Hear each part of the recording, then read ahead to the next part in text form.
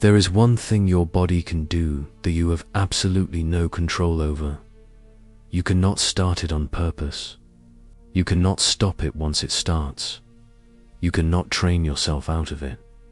You cannot fake it, and you cannot hide it, at least not easily. That thing is blushing, and it is one of the strangest things the human body does. It has puzzled scientists, philosophers, and ordinary people for centuries. And the reason it is so puzzling is that it seems to go against everything we know about how evolution works. Think about it for a second. Why would evolution give us a response that broadcasts our inner emotional state to everyone around us, whether we want it to or not? Every other body signal can be faked to some degree. You can force a smile. You can make yourself cry if you try hard enough. You can control your posture, your voice, your facial expression. Actors do this for a living. Liars do it every day. But nobody can blush on command. And nobody can stop a blush that has already started.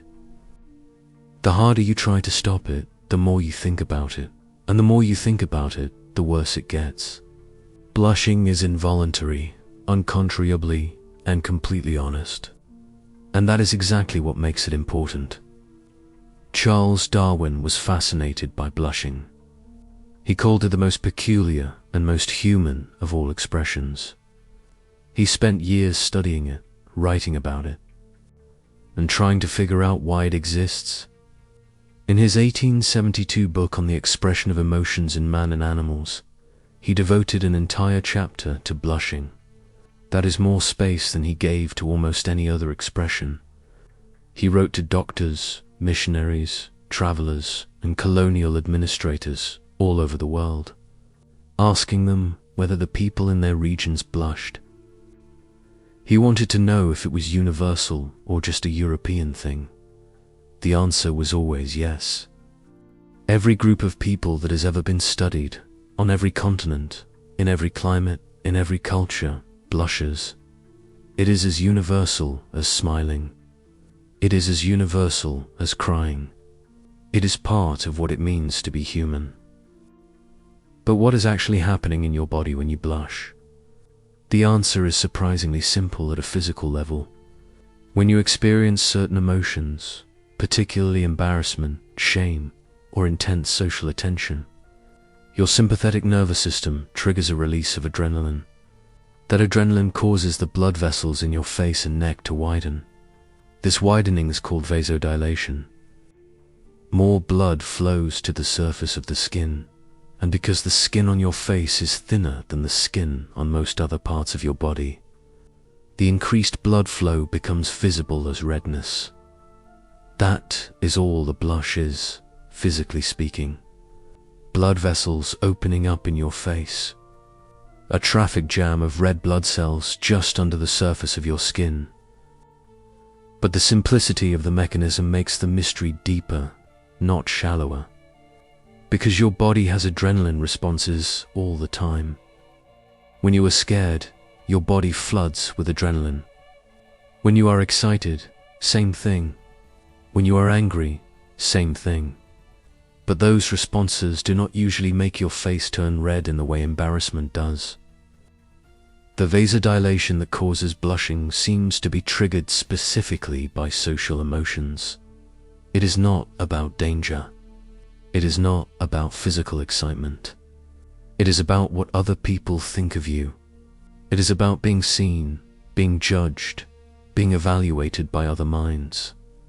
And that specificity is what makes blushing unique among all our bodily responses.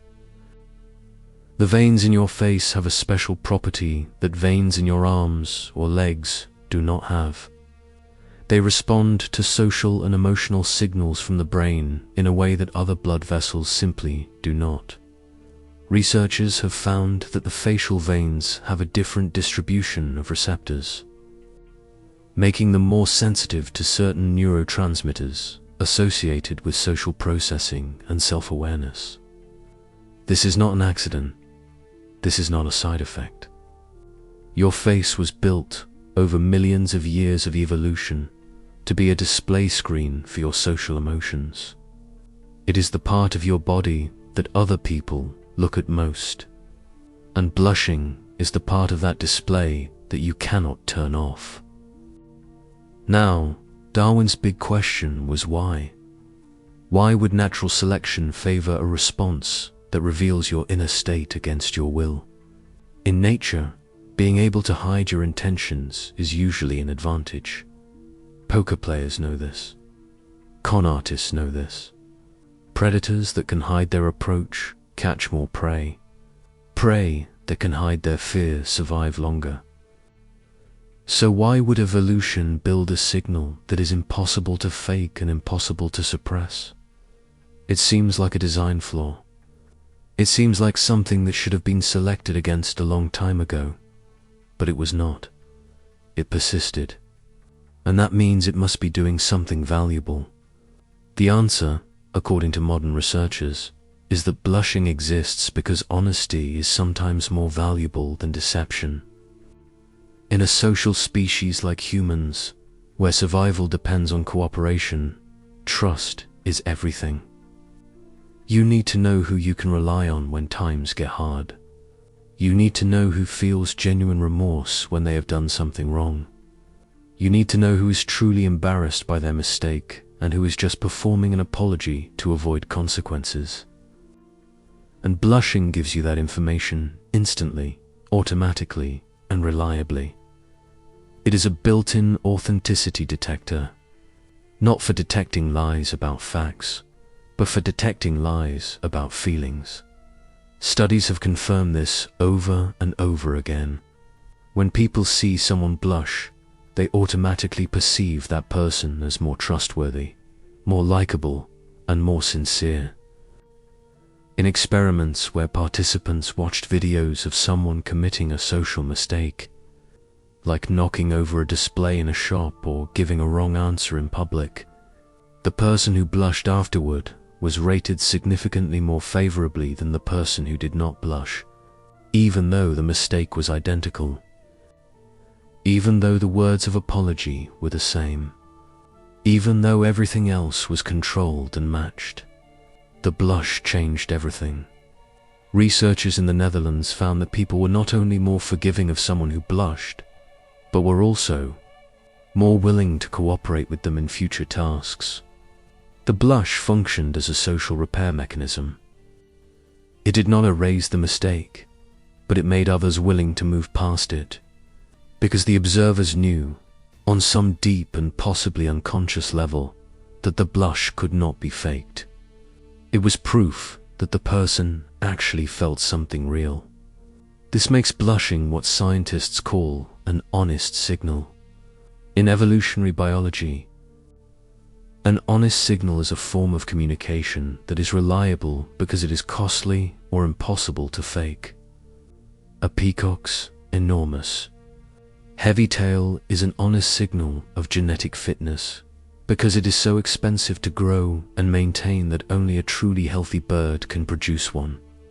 A deep roar from a large animal is an honest signal of body size, because the physics of sound production mean that small animals physically cannot produce deep sounds no matter how hard they try. And blushing is an honest signal of social awareness, genuine emotion, and remorse, because the mechanism that produces it is completely outside voluntary control. You cannot decide to blush any more than you can decide to digest food faster. There is something deeply interesting about the specific situations that trigger blushing. It is not random. You do not blush when you are alone in your room. You blush when you are being observed, or when you believe you are being observed, or when you suddenly become aware of how you must appear to other people. The core trigger is self-consciousness in a social context. You tripped and fell in a crowded place. You said something foolish in a meeting and everyone went quiet. Someone caught you in a small lie. Someone gave you an unexpected compliment and now a whole room is looking at you. You walked into a glass door. You were singing in your car and realized someone at the traffic light was watching you. All of these situations share one common element. They involve a sudden, sharp awareness that other people are forming a judgment about you right now, in this moment. This is why babies do not blush. Children under the age of about 2 or 3 do not blush in the way older children and adults do, because they have not yet developed the cognitive capacity for self-consciousness. They do not yet understand that other people have minds, opinions, and judgments that are separate from their own experience. They do not yet know what it means to be evaluated. Once that understanding develops, usually around age 3 or 4, blushing begins. This timing is significant because it links blushing directly to the development of what psychologists call theory of mind. The ability to understand that other people have thoughts, beliefs, and perceptions that are different from your own.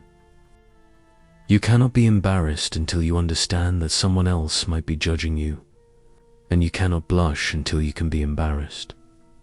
History is full of observations about blushing, even if people did not always understand the science behind what they were seeing.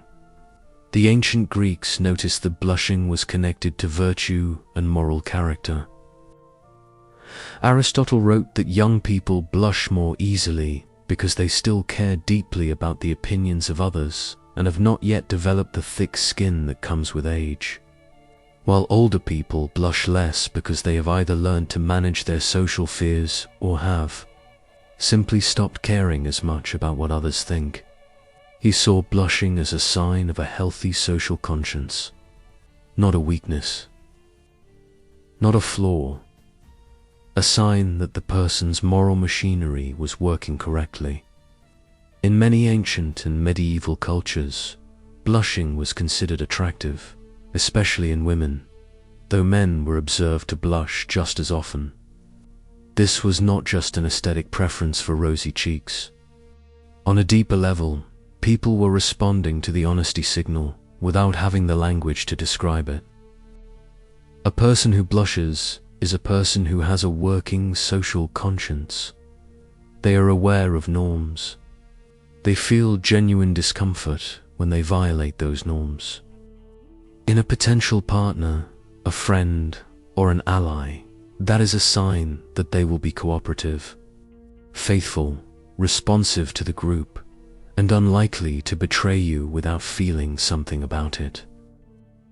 It is a sign that they can be trusted. And trust, in a social species, is the most valuable currency there is.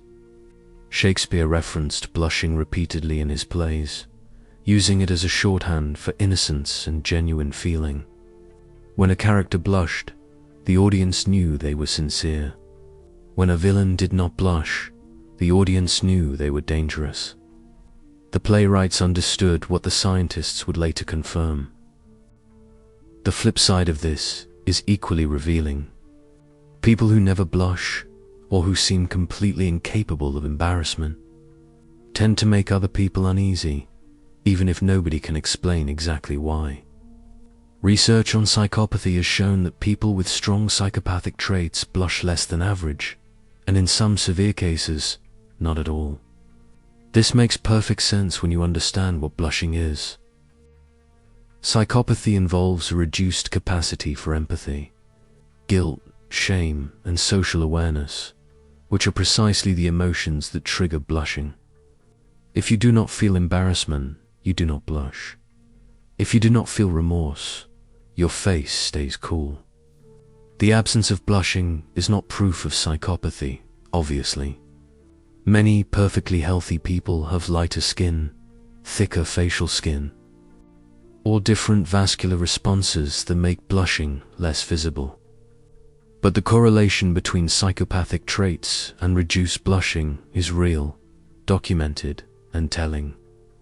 There is also a condition called pathological blushing, or erythrophobia, where people blush so severely and so frequently that it interferes with their daily life. People with this condition may blush in nearly every social interaction, turning deep red during conversations, presentations, or even casual eye contact, and the blushing itself becomes a source of further embarrassment. creating a vicious feedback loop that is extremely difficult to break. Some people with severe erythrophobia have undergone a surgical procedure called endoscopic thoracic sympathectomy, which cuts the sympathetic nerves that trigger facial blushing. The surgery works. It stops the blushing. But some patients report that afterward, something changed in their social lives that they did not expect. People seemed to trust them less. Conversations felt slightly different. Friendships lost a quality they could not name. The invisible signal was gone, and something in the social dynamic had shifted in a way they had not anticipated.